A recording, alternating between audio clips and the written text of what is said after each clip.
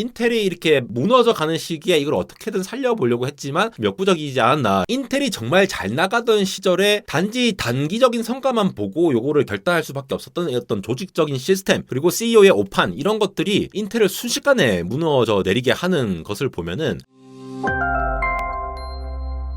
네, 여러분 반갑습니다. 한달공학 에러입니다. 인텔의 CEO 팻 겔싱어가 은퇴를 하기로 했습니다. 이사회까지 사임을 하기로 한 건데요. 이건 인텔의 공식적인 발표고요. 12월 1일부로 은퇴를 한 거니까 촬영 기준으로 바로 어제 12월이 되자마자 바로 새롭게 시작한 것으로 보입니다. 일단 후임 CEO가 바로 선정이 된 건 아니고요. 임시체제로 가는데, 인텔이 지금의 여러 상황들을 고려해 봤을 때 이 팻 겔싱어가 남기는 메시지가 상당히 크죠. 그리고 앞으로 인텔이 과연 이 팻 겔싱어 CEO를 놓아주면서 앞으로 파운드리 사업이라든가 이런 거는 어떻게 될지, 그리고 사실 인텔이 이 반도체 업계 그리고 빅테크 업계에 전하는 메시지가 굉장히 많거든요. 우리나라 기업들을 포함해가지고 다양한 기업들에게 이 기술 기업은 어떻게 했어야만 했는지에 대해서 많은 생각을 해주게 돼서 이러한 부분들을 전반적으로 한번 살펴보도록 하겠습니다. 발표된 내용을 간략하게만 보고 넘어가 보자면, 일단 임시 경영 구조로서 데이비드 진스너라고 하는 이 CFO, 원래 CFO였거든요. 근데 현재 이제 공동 임시 CEO로서 역할을 하고, 원래부터 반도체랑 제조업 분야에서 25년 경력을 갖고 있습니다. 원래 마이크론 테크놀로지, 그러니까 미국의 메모리 기업의 CFO로 있었던 인물이죠. 그 다음에 오른쪽에 계신 이 미셸 존스턴 홀테우스, 이분은 원래는 이 클라이언트 컴퓨팅 그룹을 맡고 있다가 이번에 인텔의 전반적인 프로덕트 관련해서 전부 다 CEO를 맡게 되는데요. 흔히 이제 클라이언트 컴퓨팅이라고 하면은 서버가 아닌 클라이언트죠. 서버 클라이언트 구조에서 클라이언트라고 하면 랩탑이라든가 데스크탑이라고 보시면 되는데, 그쪽에서 이제 데이터 센터와 AI, 네트워크 관련해서 전부 다 확장을 해가지고 만든다라고 얘기를 하고 있습니다. 인텔에서 이분도 30년을 근무를 하신 분이고요. 근데 재밌게도 이 인텔 팻 겔싱어 CEO가 은퇴를 한다는 얘기가 나오자마자 이렇게 주가가 5%나 올랐다고 합니다. 현재 CEO가 마음에 들지 않았다라고 시장은 평가를 하고 있었던 것으로 보이고요. 사실 저는 팻 겔싱어가 잘못했다라기보다는 저를 포함한 많은 분들이 그 이전에 인텔이 이미 무너지고 있었기 때문에 이거에 대해서 AI의 이 큰 흐름을 올라타지 못했던, 그래서 빠르게 이거를 메우기에는 쉽지 않았던 부분이 있었다라는 것으로 보이는데, 인텔에서 직접 얘기를 한 것으로 보면은 제품 중심의 경영을 했다. 그리고 제조와 파운드리 역량을 강화를 했다. 물론 지금 뭐 여러 가지 문제가 있었긴 했지만도 이전에 비하면은 굉장히 강화가 됐다라고 저도 느껴지고 있고요, 사실. 그리고 단순히 이제 인텔이 어떤 인텔인데 내가 인텔인데 이렇게 보지 않고 TSMC를 빠르게 채용을 하고 하는 이런 효율성과 수익성을 개선하기 위해서 많은 노력을 했다라고 볼 수가 있습니다. 더군다나 미 정부의 큰 지원을 받으면서 이끈 부분도 인텔 입장에서는 상당히 잘한 부분이죠. 지금 보시는 이 영상은 이전의 키노트 영상이긴 하지만 이 구두로서 이 은퇴 소감을 팻 겔싱어 CEO가, 전 CEO죠, 전했는데, 인텔을 이끄는 일은 제 인생 최고의 영광이었습니다 라고 표현을 했습니다. 사실 뭐 인텔이 많은 욕을 먹었고 그렇게 이제 기술 진보에 있어서 더 혁신적인 일을 보여주진 못했지만, 이분은 인텔의 30년 동안 인텔의 최전성기의 엔지니어 역할을 하셨던 분이고, 거기에 더 나가서 최연소 임원이 됐던 분이기도 했죠. 이 사람의 한 사람의 입장에서 보면은 인텔이야말로 자기 인생을 대변하는 어떤 것이었는데, 마지막에 인텔이 무너지는 순간에 CEO로서 뭔가 역할을 해주려고 했지만도 어느 정도 보면 이게 뭔가 이제 해피엔딩은 아니었다라는 측면에서 가슴이 아픈 부분이 있었다고 볼 수가 있죠. 그래서 여기서 잠깐 인텔 팻 겔싱어의 젊었었던 시절을 보면은 지금과 굉장히 다르죠. 네. 한참 그 인텔의 엔지니어로서 큰 성과를 낸 다음에 빠르게 임원으로 승진해서 보이는 모습인데요. 초기 경력은 원래 1989년 486 시절이죠. 그때의 프로세서 수석 설계자로서 이 32비트 마이크로 프로세서의 다양한 아키텍처를 설계를 했습니다. 그러니까 이 데스크톱이 초반에 막 이렇게 보급이 되던 시절, 그 시절에 핵심 CPU를 설계를 했던 수석 엔지니어라고 보시면 되겠고요. 이분이 61년생입니다. 61년생인데 89년에 이미 수석 엔지니어라고 보면은 30이 되기 전에 이미 임원 전 부장이나 차장급이죠. 그 정도의 능력을 인정받았던 인물이라고 보시면 되겠습니다. 지금 보시면은 지금 이 빅테크 기업 때 잘 나가는 정말 잘하는 그런 엔지니어도 있잖아요. 그런 분이었다고 보시면 되고요. 그러면서 무려 32살에 인텔 역사상 최연소 부사장에 임명이 됩니다. 그러면서 USB 표준이라든가 와이파이 같은 이런 다양한 이 표준을 이끌면서 그야말로 인텔의 전성기를 구가하던 시절이 있었고요. 그것뿐만 아니라 코어 시리즈라든가 이 서버용 제온 제품의 개발에서도 중수적인 역할을 했습니다. 그러면서 40이 되던 해에 2001년 CTO로 임명이 되었죠. 그 이후에는 이제 인텔에 30년 재직한 후에 델 EMC, 그러니까 EMC가 원래 스토리지 관련 회사인데 델 인수를 했죠. 이 EMC에서 CFO와 사장을 역임을 했고, 2012년도에는 VM웨어 CEO로 임명을 했습니다. 다른 데에서도 CEO가 되었던 거죠. 그래서 이 인텔의 이 애니얼 프로핏을 보면은 클라우드가 확장이 되던 이때 완전 화랑을 이루다가 갑자기 꺾였던 시절이 보이죠. 사실 이 2021년도에 CEO로 복귀했는데 첫 해는 바짝 했는데 그 다음에 갑자기 꺼지는데, 이때 AI 붐을 올라타지 못하고 다양한 빅테크 기업들이 제온 프로세서를 채용하지 못했죠. 왜냐? 이 서버용 CPU, 당시 사파이어 레피즈라든가 이러한 다양한 것들, 그리고 폰테베케어라고 부르는 이제 서버용 GPU 같은 것들이 출시를 하겠다 해놓고 계속 미뤄지니까 투자를 하려고 해도 미뤄지고 있었는데, 그 미뤄지고 있던 기업들이, 특히 빅테크 기업들이 전부 다 엔비디아 GPU를 사버리니까 그만큼 투자 기회를 잃으면서 완전히 프로핏이 떨어진 거 보이십니까? 2014년도에 비해서 10분의 1로 줄어든 것으로 볼 수 있습니다. 사실 2021년도에 이런 위기론이 많이 나왔기 때문에 이때 5년 재건 계획 발표를 하면서 미국뿐만 아니라 해외 대규모 반도체 제조 공장을 열심히 투자를 했죠. 그리고 파운드리도 다시 제시를 하고요. 그러면서 했던 얘기들을 잘 들어보면은 사실 이 팻겔싱어가 CEO로 있었던 기간은 2021년 2월부터 2024년 12월까지니까 4년이 채 안 되는 기간이긴 합니다. 팻겔싱어가 취임하기 직전에 인텔이 이 낸드 플래시 사업부를 SK 하이닉스에 팔았죠. 그때만 하더라도 사실 뭐 여러 가지 루머들이 많았어요. 뭐 속아서 팔았다느니 뭐 이런 얘기도 나왔는데, 지금은 이 솔리드아임 이 SSD 굉장히 잘 팔고 있죠. SK 하이닉스가 낸드 플래시를 잘하고 있는 것도 있고요. 그러면서 팻겔싱어가 취임한 이후에 1단계 인수 완료가 2021년 12월에 있었습니다. 그러면서 중국에 있는 다롄 공장도 이제 넘겼죠. 그러고 나서 중국 제재가 일어나가지고 좀 약간 이제 좀 황당하긴 했습니다. 그 이후에 파운드리 사업들 재진출한다고 하면서 이것도 이제 취임하면서 바로 선언을 한 거죠. 그런데 현재는 인텔이 워낙 이 수익이 떨어져가지고 지금 분사를 검토하고 있다는 얘기가 나오고 있고요. 그리고 인텔이 원래 이제 메모리를 하나씩 팔기 시작했지만도 이 D램과 낸드 플래시 사이쯤 되는 새로운 형태의 뉴 메모리, 즉 옵테인이라고 하는 이 3D 크로스 포인트라고 하는 요 아키텍처를 사용한 메모리를 제품으로 팔았거든요. 근데 이게 시장을 확보를 못했죠. 이걸 사갈 기업이 없었기 때문에